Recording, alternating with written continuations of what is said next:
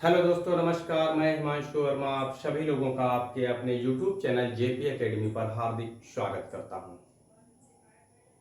आज हम लोग यूपी ट्रिपल एससी द्वारा कंडक्ट कराए जाने वाले एग्जाम पेट के बारे में बातचीत करेंगे कि जैसा कि आप सभी लोग जानते हैं कि पेट की परीक्षा यूपी ट्रिपल एससी द्वारा संपन्न कराई जाती है, जिसका नोटिफिकेशन रिलीज हो चुका है। जी हाँ, तो हम लोग इसके बारे में इसके बारे में चर्चा करते हैं कि कब फॉर्म अप्लाई होगा, कब क्या परीक्षाएं वगैरह रहेंगी।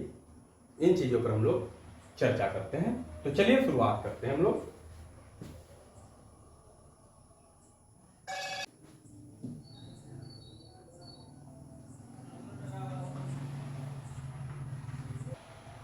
तो देखेंगे उत्तर प्रदेश सब ordinate service selection commission UP triple SC. ठीक है, आपका प्रिलिमिनरी एग्जामिनेशन टेस्ट पेट 2025 का नोटिफिकेशन रिलीज हो चुका है और ये कब से फॉर्म अप्लाई होगा तो 14 मई 2025 से फॉर्म अप्लाई रहेगा और 17 जून 2025 तक आप इसको फिल कर सकते हैं। लास्ट डेट रजिस्ट्रेशन की रहेगी और फीस भी आपकी 17 जून तक आप कटा सकते हैं, फॉर्म भर सकते हैं। हम बात करें फीस की बात करें तो जनरल और ओबीसी के लिए 185 रुपए रहेगी और SC ST के लिए 95 रहेगी और दिव्यांग के लिए जो है 25 रुपए फीस है। इस फॉर्म में आप लोग करेक्शन भी कर सकते हैं, 24 जून तक आप करेक्शन कर सकते हैं। ठीक है, और जो फीस पेमेंट का मोड रहेगा क्या रहेगा, state bank of India SBI collection द्वारा है, ये आप नेट बैंकिंग या चालान द्वारा कर सकते हैं। एग्जाम डेट की अभी कोई बात नहीं की गई है, एग्जाम डेट जैसे आएगी तो आपको अपडेट कर दिया जाएगा। और अगर हम बात करें एज की तो आप 18 से 40 वर्ष तक आप इसको अप्लाई कर सकते हैं। मिनिमम क्वालिफिकेशन की बात की करें तो जो कक्षा 10 पास कर चुके हैं, 10th जो पास कर चुके हैं वो फॉर्म अप्लाई कर सकते हैं। एज उनकी 18 साल पूरी होनी चाहिए, अधिकतम 40 साल तक। ठीक है, अब हम लोग बात करें इसके सिलेबस की कि हमें पेट की तैयारी करनी कैसे, क्या क्या हमें पढ़ना रहता है। तो इसके बाद आइए हम लोग जो है पेट के सिलेबस की बात करते हैं कि क्या क्या हमें इसमें पढ़ना रहेगा। तो सबसे पहला ही विषय रहेगा, सब्जेक्ट जो रहेगा वो आपका भारतीय इतिहास। क्या रहेगा तो भारतीय इतिहास रहेगा और ये इतिहास आपका कितने नंबर का रहने वाला है, 5 नंबर का रहेगा, जबकि टोटल पेपर जो है आपका 100 नंबर का रहेगा। 2 घंटे का समय रहेगा और प्रश्नों की संख्या कितनी रहेगी तो 100 प्रश्न रहेंगे। ठीक है, 100 प्रश्न 100 नंबर के और समय आपको 2 घंटे मिलेगा।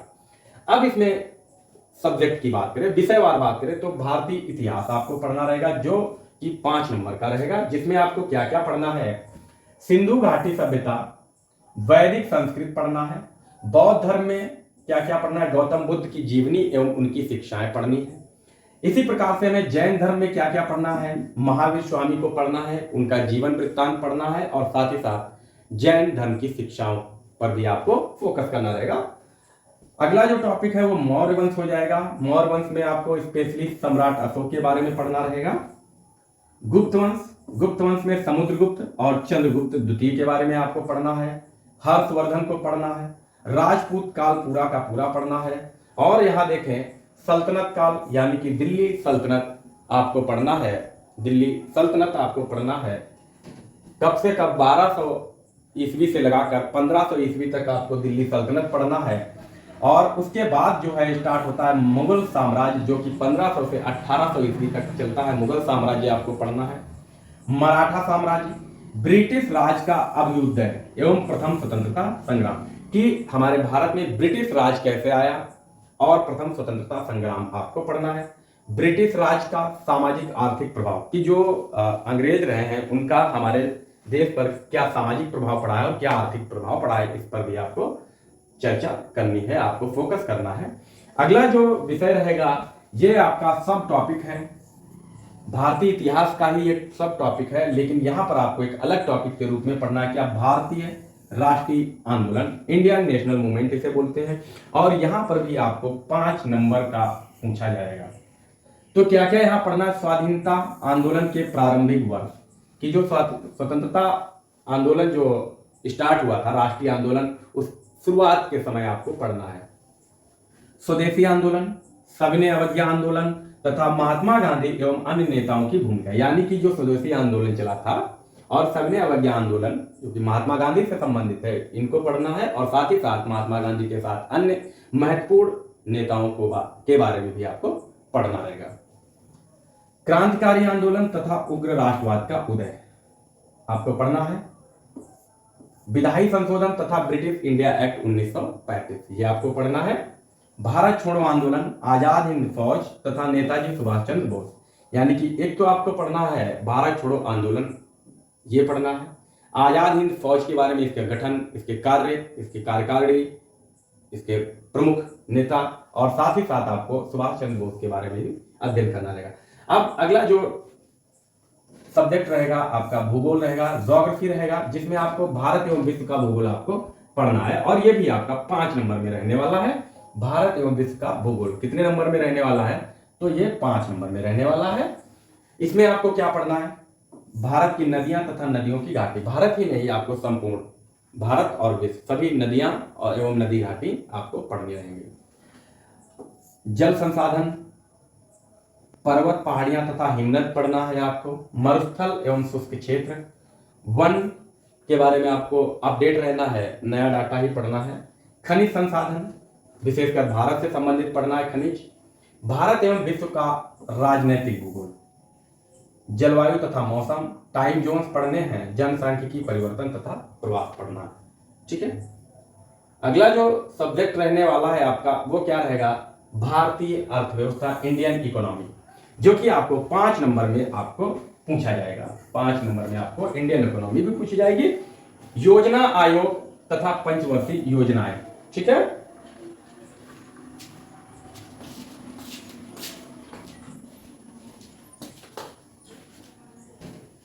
मिश्रित अर्थव्यवस्था का विकास, निजी एवं सार्वजनिक क्षेत्र, मिश्रित अर्थव्यवस्था पढ़नी है। हरित क्रांति आपको पढ़ना ही पढ़ना है। दुग्ध विकास एवं ऑपरेशन फ्लड, बैंकों का राष्ट्रीयकरण तथा सुधार पढ़ना है। वर्ष 1991 में आर्थिक सुधार तथा उसके बाद की अर्थव्यवस्था ये पढ़ना है। और वर्ष 2014 के पश्चात यानी कि बाद के आर्थिक सुधार क्या क्या रहे ये पढ़ना है, जिसमें कृषि सुधार, आपका ढांचागत सुधार, श्रम सुधार, आर्थिक सुधार और जीएसटी। ओके। 5वां जो सब्जेक्ट रहेगा आपका, 5वां सब्जेक्ट क्या रहने वाला है? भारतीय संविधान एवं लोक प्रशासन, जो कि आपसे 5 नंबर में पूछा जाएगा, जिसमें आपको क्या क्या पढ़ना है? भारतीय संविधान की मुख्य विशेषताएं, राज्य के नीति निर्देशक सिद्धांत या तत्व, मौलिक अधिकार एवं कर्तव्य, संसदीय प्रणाली, संघीय प्रणाली एवं संघ एवं केंद्र शासित प्रदेश, केंद्र एवं राज्य संबंध, न्यायिक ढांचा, सर्वोच्च न्यायालय और उच्च न्यायालय दोनों को पढ़ना है। और यहाँ आपको जिला प्रशासन और स्थानीय निकाय तथा पंचायती राज संस्थाएं ये पढ़ना है। 6वां जो सब्जेक्ट रहेगा आपका सामान्य विज्ञान, जिसमें आपको विज्ञान के तीनों सब सब्जेक्ट उप विषय पढ़ने, जैसे कि भौतिक विज्ञान, रसायन विज्ञान और जीव विज्ञान। यहाँ पर भी आपको 5 नंबर का पूछा जाएगा। प्रारंभिक अंकगणित की बात करें, यह आपका सब्जेक्ट 7वां सब्जेक्ट है, जिसमें 5 नंबर का पूछा जाएगा। पूर्ण संख्याएं, भिन्न तथा दशमलव प्रणाली आपको पढ़ना है। प्रतिशतता पढ़नी है। साधारण अंकगणितीय समीकरण, वर्ग एवं वर्गमूल, घातांक एवं घात और औसत आपको पढ़ना रहेगा। ठीक है। आगे हम अगर बात करें, 8वां विषय क्या होगा? सामान्य हिंदी। और सामान्य हिंदी में आपको क्या क्या पढ़ना है ये आप लोग जानते हैं। संधि, विलोम शब्द, पर्यायवाची, वाक्यांशों के लिए एक शब्द, लिंग, श्रम श्रुत भिन्नार्थक शब्द, मुहावरे एवं लोकोक्तियां, सामान्य अशुद्धियां, लेखक और रचनाएं, गद्य और पद्य दोनों की। 9वां जो विषय रहेगा आपका वो रहेगा सामान्य अंग्रेजी, जो आपसे 5 नंबर में पूछा जाएगा। सामान्य अंग्रेजी 5 नंबर में। और यहां से आपको क्या पढ़ना है? अंग्रेजी व्याकरण यानी कि इंग्लिश ग्रामर। क्या पढ़ना है? इंग्लिश ग्रामर आपको पढ़ना है। आपठित गद्यांश पर आधारित प्रश्न यानी कि अनसीन पैसेज जिसे आप बोलते हैं, या हम इसको कह सकते हैं पैराग्राफ। ठीक है, पैराग्राफ। यहां से आपको क्वेश्चन आंसर या फिर यहीं से आपसे ग्रामर भी पूछा जा सकता है। 10वां विषय रहेगा तर्क एवं तर्क शक्ति, जिसको आप रीजनिंग कहेंगे। बृहत एवं लघु, क्रम एवं रैंकिंग, संबंध आपसे पूछा जाएगा। समूह से भिन्न को अलग करना, कैलेंडर एवं घड़ी, ये आपको महत्वपूर्ण रहेगा। कारण और प्रभाव पढ़ लेना है आपको। कोडिंग डिकोडिंग, निगमनात्मक तर्क कथन एवं विश्लेषण निर्णय, ये आपको विशेषकर पढ़ना रहेगा। ठीक है, कारण प्रभाव ये आपको विशेषकर पढ़ना रहेगा। ओके, समसामयिकी 11वां जो विषय रहेगा समसामयिकी, जिसे आप करंट अफेयर बोलते हैं, भारतीय एवं वैश्विक, आपसे पूछा जाएगा 10 नंबर में। महत्वपूर्ण रहेगा आपका, ये मोस्ट इंपॉर्टेंट रहेगा करंट अफेयर, ये आपका 10 नंबर में रहेगा। और आपको करंट अफेयर से अपडेट रहना है। अभी से आप जो है करंट अफेयर पढ़ना शुरू कर दीजिए अगर आपको क्वालिफाई करना है तो। 12वां जो विषय है ये आपका हिंदी का ही विषय, जीएस का ही पार्ट है, सामान्य जागरूकता, जनरल अवेयरनेस, जिसमें आपको भारत के पड़ोसी देश के बारे में जानकारी होनी चाहिए। देश, राजधानी एवं मुद्रा, यानी कि विश्व के देशों के बारे में जानकारी होनी चाहिए, उनकी राजधानी, उनकी मुद्राएं आपको पता होनी चाहिए। भारत के राज्य तथा केंद्र शासित प्रदेश के बारे में आपको जानकारी होनी चाहिए, इनकी राजधानी वगैरह याद रखना है, इसके महत्वपूर्ण तथ्यों के बारे में जानकारी रखना है। किसी प्रदेश की जो मुख्य विशेषता है, पर्यटन स्थल वगैरह है, उनको आप विशेषकर याद रखेंगे। यहाँ के मुख्यमंत्री वगैरह सब याद रखेंगे। भारतीय संसद, राज्यसभा, लोकसभा और विधानसभा और विधान परिषद, ये आपको पढ़ना है। राष्ट्रीय एवं अंतर्राष्ट्रीय दिवस, विश्व संगठन एवं उनके मुख्यालय, महत्वपूर्ण संस्थाएं जो विश्व स्तर पर चल रही हैं वो पढ़ना है आपके, उनके संस्था के मुख्यालय वगैरह, उनके जो है स्थापना कब हुई है, ये सब आपको ध्यान रखना रहेगा। भारतीय पर्यटन स्थल, महत्वपूर्ण पर्यटन स्थल के बारे में आपको पता होना चाहिए। भारत की कला एवं संस्कृति, ये तो आपको पता ही होना चाहिए, सभी को पता होना चाहिए कि हमारा रहन सहन क्या है, क्या खान पान है, हमारी कैसी संस्कृति है, क्या कौन कौन सी यहाँ पर कलाएं चलती हैं। स्थापत्य कला की बात कर लें, चाहे चित्रकला की बात कर लें, नृत्य की बात कर लें। ठीक है, भारत एवं विश्व के खेल, ये आपको पढ़ना रहेगा। ओके, भारतीय अनुसंधान संगठन यानी कि रिसर्च सेंटर्स, भारत के प्रसिद्ध पुस्तकें और लेखक, ये आपको देश स्तर पर और विश्व स्तर पर सभी पढ़नी रहेंगी। पुरस्कार एवं विजेता, ये भी आपको महत्वपूर्ण चीजों पर फोकस करना है। जलवायु परिवर्तन एवं पर्यावरण, यहां से आपको एक क्वेश्चन मिल ही जाएगा। अब जो है अगला 13वां टॉपिक जो है अपठित हिंदी गद्यांश का विवेचन एवं विश्लेषण। 2 गद्यांश आएंगे आपको, ये हिंदी का ही टॉपिक है, आप इसमें घबराएं नहीं, हिंदी का टॉपिक है। 2 गद्यांश आएंगे, 5-5 नंबर के दोनों गद्यांश होंगे, आपको 10 नंबर का गद्यांश मिलेगा और यहां से आप 10 में 10 नंबर ला सकते हैं। ठीक है, गद्यांश में 10 में 10 नंबर ला सकते हैं। ग्राफ की व्याख्या एवं विश्लेषण, यहां पर भी आपसे 2 ग्राफ पूछे जाएंगे और दोनों ग्राफ कितने नंबर के, तो 5-5 नंबर के आपसे पूछे जाएंगे। कुल जो है 10 नंबर के ग्राफ पूछे जाएंगे। यहां पर भी आप 10 में 10 नंबर ला सकते हैं, थोड़ी बेहतर तैयारी कर लीजिए, 10 में 10 यहां से आ जाएंगे। अगर पढ़ेंगे नहीं तो बिल्कुल नहीं कर पाएंगे, ये ध्यान रखिएगा। और 15वां जो आपका टॉपिक हो जाएगा तालिका की व्याख्या एवं विश्लेषण, यहां से 2 तालिकाएं आपको मिलेंगी। ठीक है, और ये भी आपको 10 नंबर में मिलेंगे। दोनों तालिकाएं 5-5 नंबर की रहने वाली हैं, 5-5, और यहां भी आप 10 में 10 नंबर बिल्कुल आसानी से ला सकते हैं, बशर्ते आपको इस पर फोकस करना रहेगा। अभी से आप फोकस कर दीजिए, डेली 1 से 2 ग्राफ हल कीजिए। तो आसान क्या है कि आप ये 3 चैप्टर 13, 14, 15 यहां पर अगर आप फोकस कर लेते हैं तो आप यहां से आप 30 नंबर कवर कर लेंगे।